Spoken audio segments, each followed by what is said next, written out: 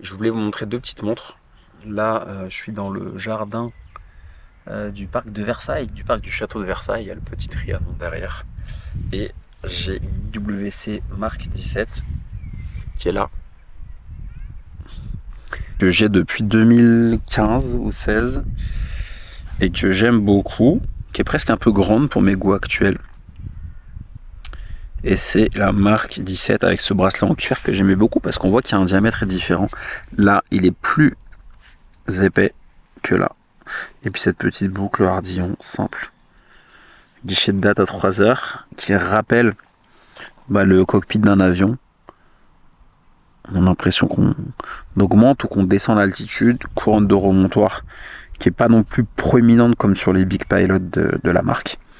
Mais très bien. Et puis un cadran noir, un peu gris anthracite. Il n'est pas vraiment noir, hein, il est gris, il y a presque comme des petits reflets, des grains. Ça ressort très bien au soleil, un peu comme ce casque. Voici le dos de la montre, avec un fond de boîte vissé plein. Le petit numéro de série du bracelet, et ce cuir qui est vraiment joli. Ce croco bien épais, bien viril. Puis on voit ces cornes qui sont jolies, avec de jolis chanfreins qui sont pas trop tapés. Je l'ai pas trop porté cette montre, hein. Franchement, dans ma vie, j'ai dû la mettre 20 fois, 30 fois, quoi. En 9 ans, j'ai dû la mettre 20 ou 30 fois. Maximum, même pas. Donc elle a pas trop vécu et j'ai pas envie de la revendre. Ah voilà, au soleil, ce que ça donne. Puis après, il y a d'autres déclinaisons qu'ils ont faites. Il y a eu la version Petit Prince, il me semble, avec le cadran bleu, qui est assez joli. Mais je préférais cette version-là, plus professionnelle. Et puis, on a cette Acrone, No Battery. C'est un peu une réinterprétation de la Blancpain 50 Phantom. No Rad, qui est une montre mythique. Et celle-ci réinterprète très bien les codes du vintage, en faisant une réinterprétation du coup néo-vintage, avec aussi de jolis chanfreins, les cornes percées, qui font très old school, la grosse couronne de remontoir, le mouvement français Bosch pour le coup, ça c'est chouette, avec un fond de boîte ajouré qui permet de voir le mouvement, et puis cette masse qui est assez jolie, qui est peut-être en cuivre, qui n'est pas en or, hein, bien sûr, comme chez Patek, pour des raisons de coût, on imagine bien, mais peut-être qu'elle est en cuivre, je sais pas exactement quoi elle est, mais en tout cas, elle est jolie, ils ont fait un effort français Bosch. Donc ça c'est chouette. On a le numéro de série, c'est assemblé en France. Le bracelet, moi j'aime beaucoup, comme ça en caoutchouc, boucle simple, 6 heures, le no-bat,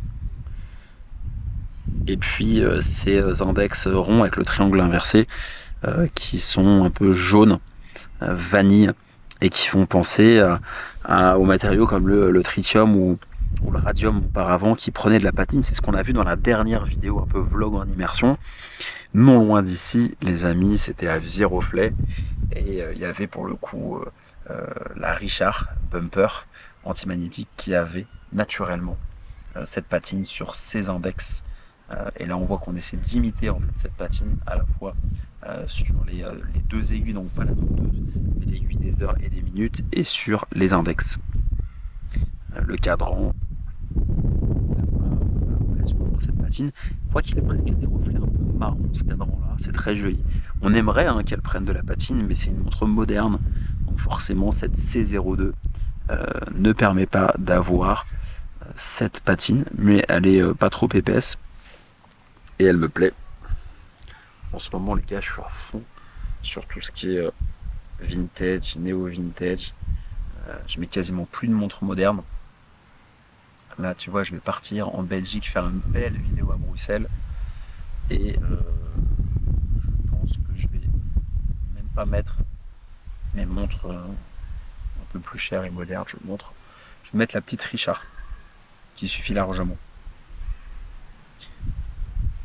Donc deux montres professionnelles. Laquelle vous préférez, laquelle vous porteriez? On s'en fiche du prix. je sais plus à quel prix elle est, autour de 1000 euros, je crois, celle-ci. Et celle-ci, à l'époque, en 2015, ça devait être 4300 ou 4600 euros, ce modèle. C'était quand même un certain prix à l'époque. Mais très sympa. IWC, c'est une marque qui me faisait beaucoup rêver. Et maintenant, moins.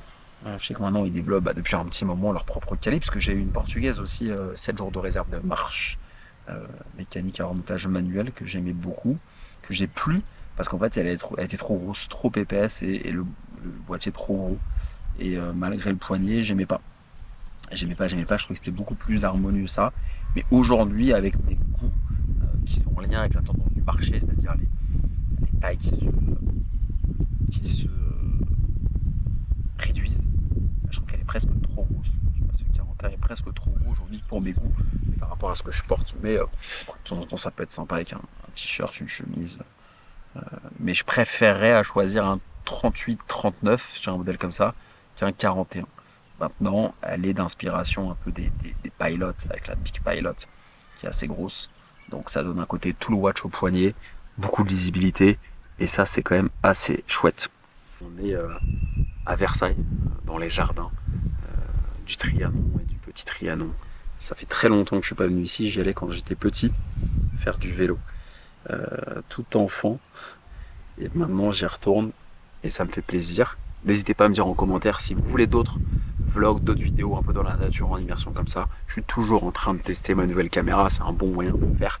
Je prends une ou deux montres avec moi, le scooter. Voilà. Merci pour votre fidélité. À la prochaine vidéo. Salut.